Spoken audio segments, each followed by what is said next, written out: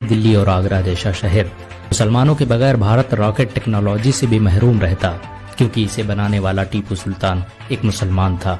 मुसलमान अगर भारत न आते तो आपको समोसा, बिरयानी, कबाब, रोस्टेड और कीमा जैसे लजीज खाने भी देखने को न मिलते। यहाँ तक कि आप खिचड़ी से भी वंचित रहते, क्योंकि इसे बनाने की विधि मुगलों ने ही विकसित की थी। पुलाव, हलवा, पूरी और मुरब्बा को बनाने का तरीका भी मुसलमान अपने साथ भारत लाए थे।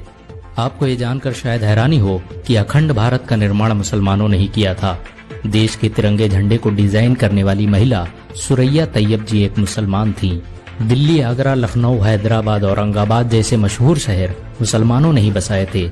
एक अंदाजे के मुताबिक मुसलमानों ने भारत में 10,000 से अधिक गांवों और कस्बों का निर्माण किया, जो आज भी भारत की शान माने जाते हैं।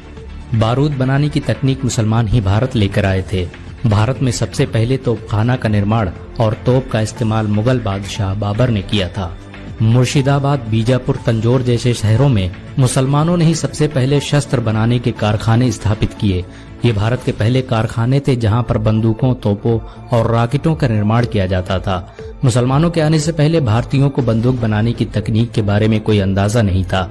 अगर मुसलमान भारत न आते तो यहाँ के लोग सदियों तक इस टेक्नोलॉजी से वंचित रह जाते।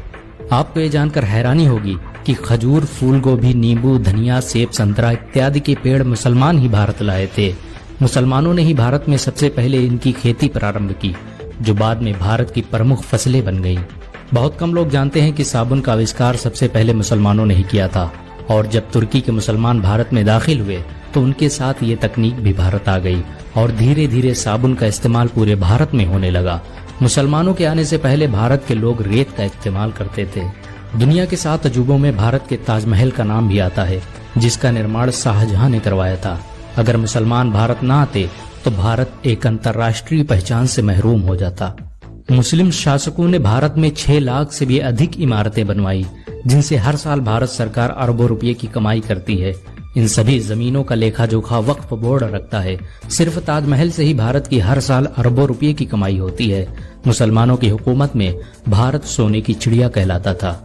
मुसलमानों के बगैर भारत कभी भी परमाणु संपन्न देश न बन पाता, क्योंकि एक मुसलमान APJ अब्दुल कलाम ने ही भारत का परमाणु बम बनाया था।